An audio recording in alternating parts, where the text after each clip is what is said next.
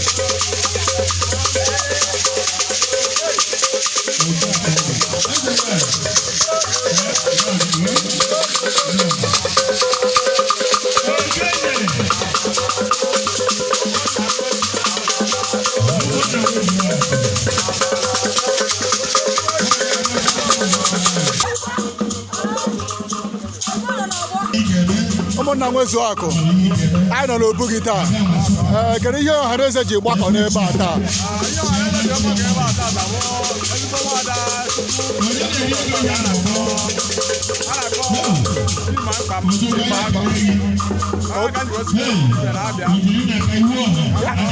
ya hụ na ụka nwa ka ị na-eme taa